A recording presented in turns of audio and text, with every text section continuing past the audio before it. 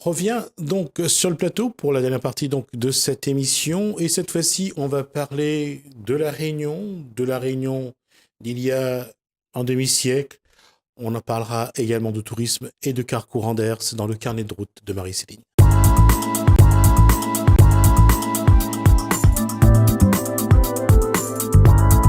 Marie-Céline, bonsoir. Marie-Céline Vimbouli, bonsoir. Bonsoir. Alors, on va juste rappeler d'abord quelle est votre profession. Je suis chauffeuse de bus, dans le tourisme, bien sûr.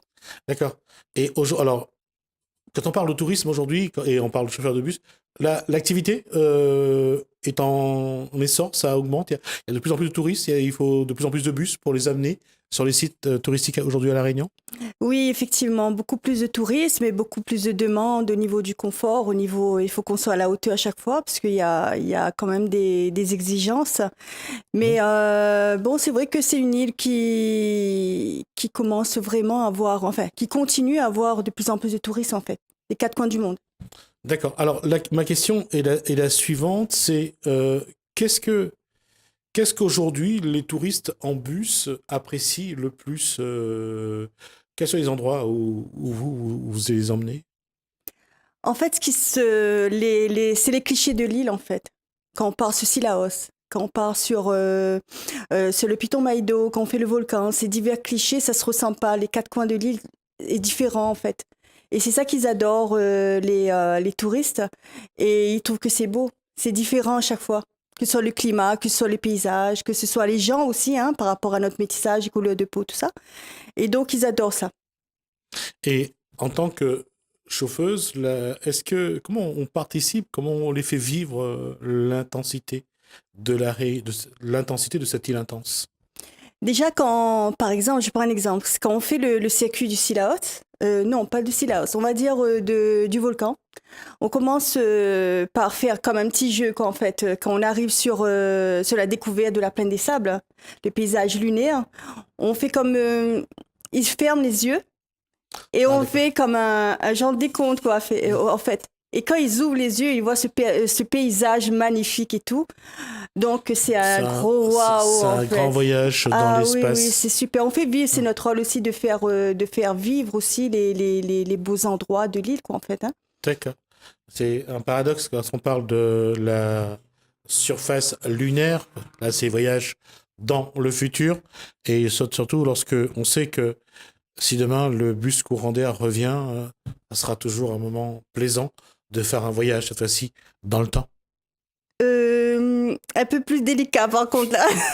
C'est clair, ça n'a rien à voir parce que c'est vraiment une très grande différence avec le car courant d'air, qui restait quand même un car assez fun, on va dire, hein, bien sûr. C'était vraiment comment dire ça, un bien-être parce que même en très peu de kilomètres, on restait quand même dans un move vraiment entre réunionnais, comment dire ça, il y avait une ambiance vraiment réunionnaise, même si c'était vraiment très dangereux, parce que c'était un cas qui restait quand même assez dangereux, mais on était tous contents, quoi, en fait, hein, de le prendre.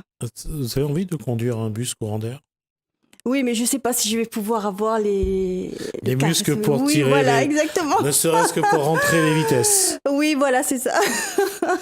Vous avez eu l'occasion de tester celui qui est à Stella Matutina? Au Stella Matutina, oui, j'ai été voir. De vous asseoir au volant? Oui, effectivement. On s'est assis, il y avait moi et mon fils et moi, on est partis voir.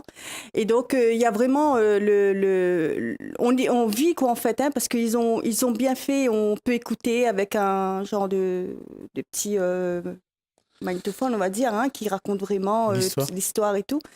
On entend bien les gens parler et tout, c'est vraiment bien, quoi, en fait. Voilà.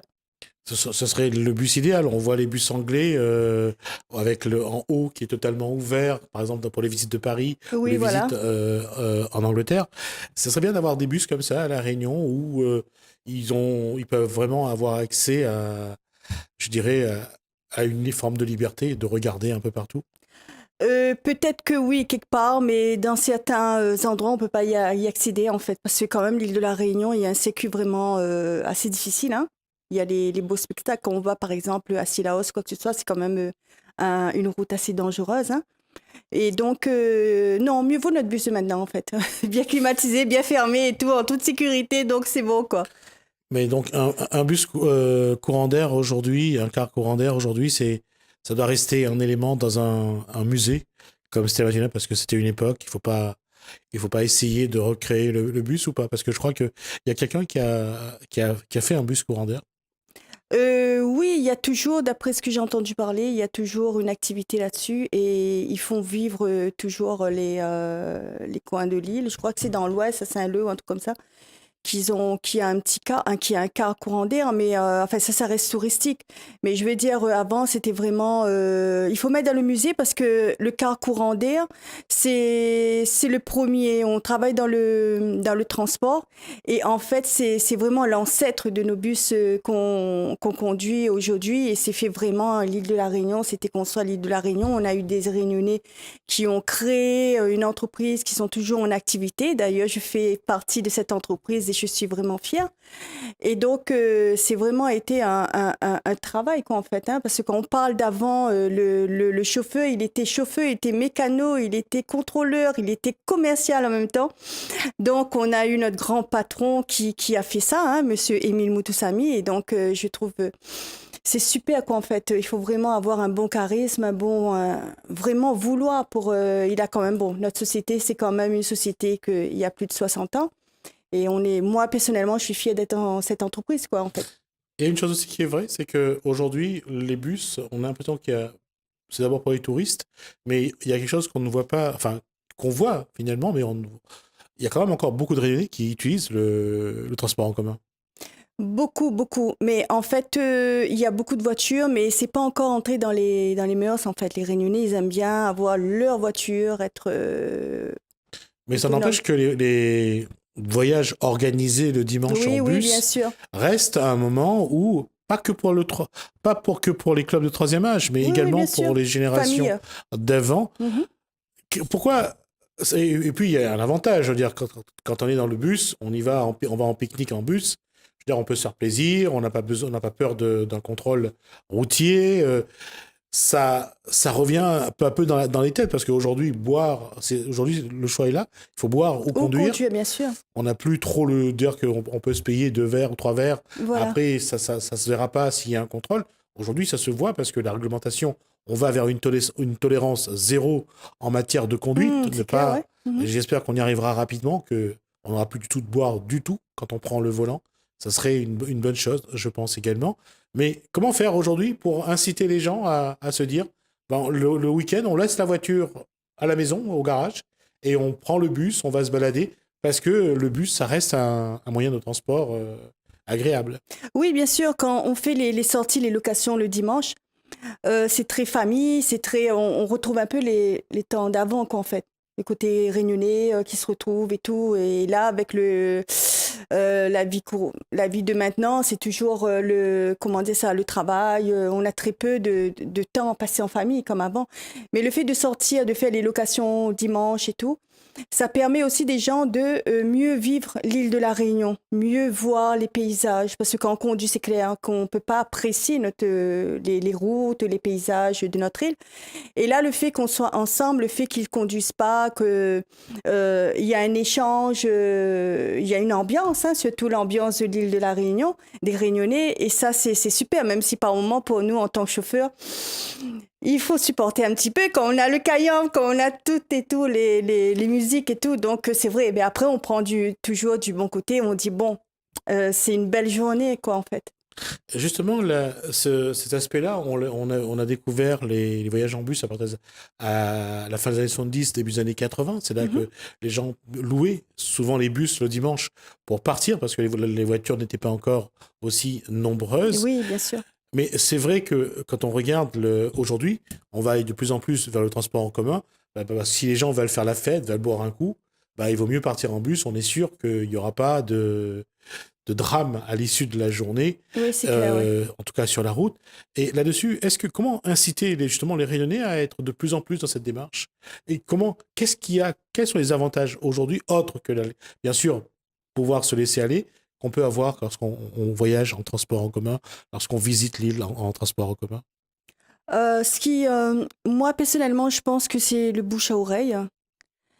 Et le fait que, personnellement, dans cette émission, en tant que chauffeuse de bus, le fait de parcourir l'île, de faire montrer un petit peu tous les coins cachés, hein, qu'il y a pas mal de Réunionnais qui ne savent pas, ça va inciter un peu les gens à ah oui, mais pourquoi pas, on va indirectement, moi personnellement, dans cette émission, pourquoi pas partir de ce côté-là, pourquoi pas partir en famille, organiser.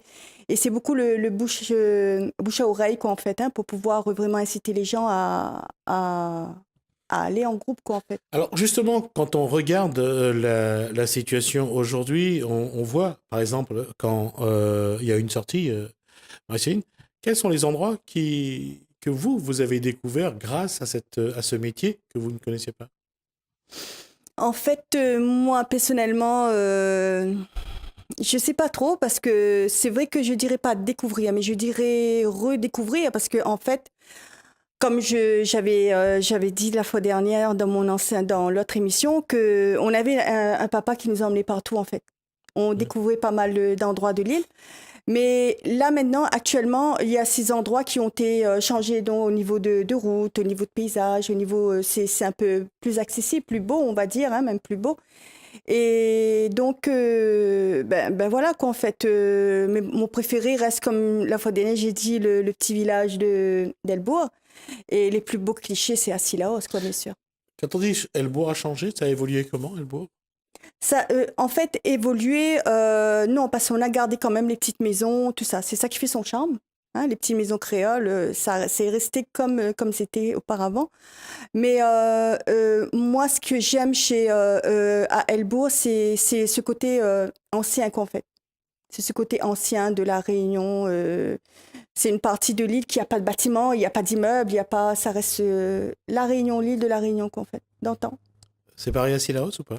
À Sillaos, non, parce qu'à Sillaos, c'est plus touristique. Il y a beaucoup plus de Centres tentes, d'hébergement, de hôtels, gîtes, tout ouais. ça. Voilà, c'est beaucoup plus, ça a beaucoup changé.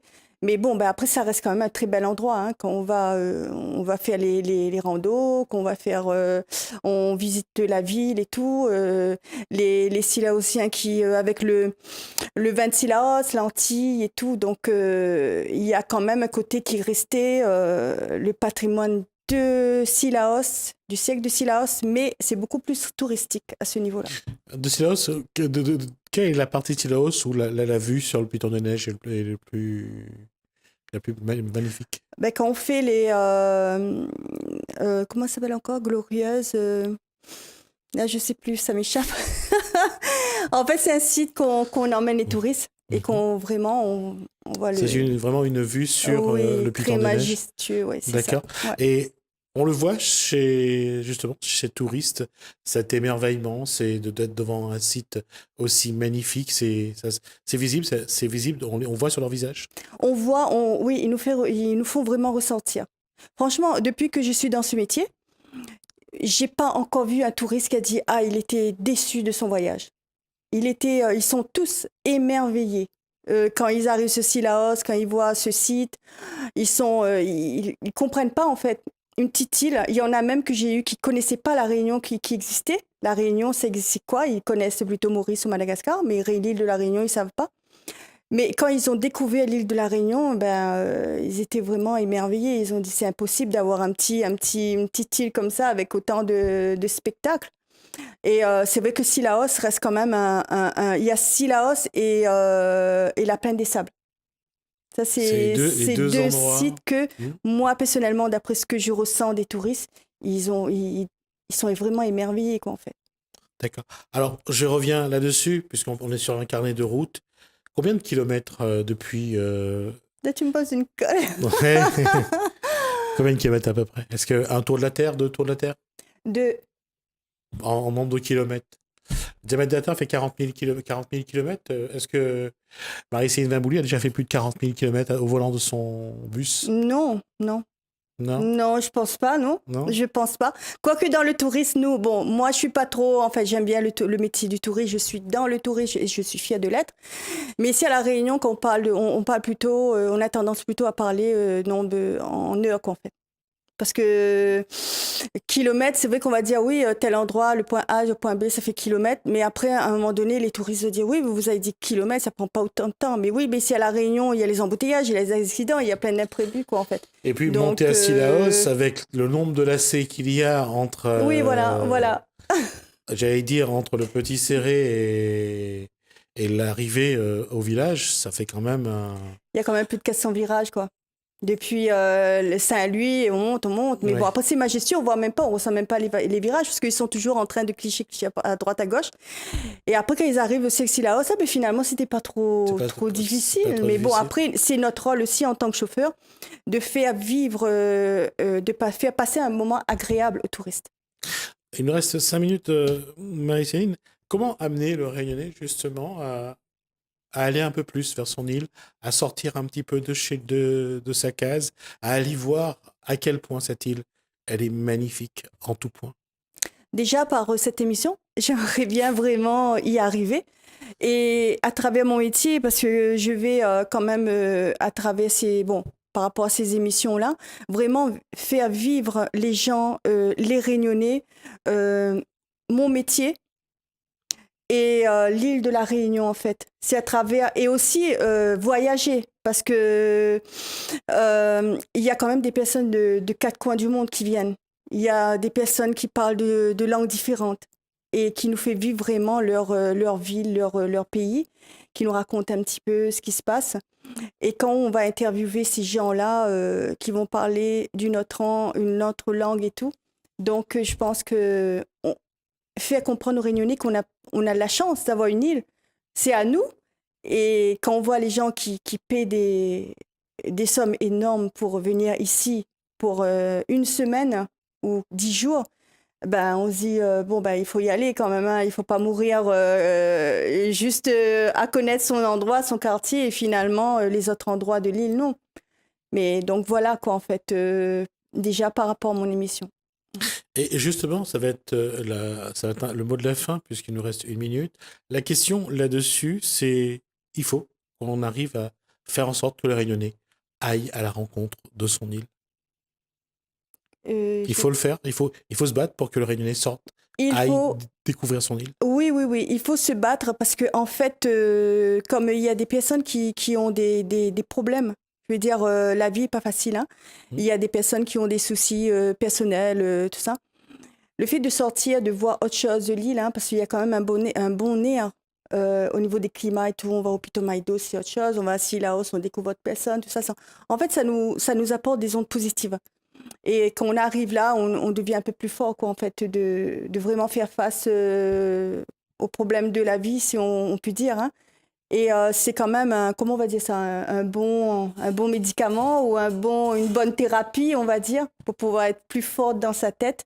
On l'a directement ici chez nous. Donc, pourquoi pas en profiter? Il y a des personnes qui vont en centre pour profiter de tel bassin, tel bassin. C'est pas la peine. Prenez votre voiture et partez à Cilaos, partez au Putumayo, faites une nuit et donc voilà quoi. C'est une très bonne thérapie. Donc, mon mot de la fin. Voilà, on va s'arrêter sur cette bonne résolution. Une très bonne thérapie, c'est d'aller découvrir son île. Et c'est vrai que mieux connaître son île, ça ne peut être qu'une bonne chose pour soi et ça fait du bien. Et c'est vrai que ça nettoie la tête et ça donne un peu de bien-être. Merci Marie-Céline Abouli. Merci à vous. On se revoit bientôt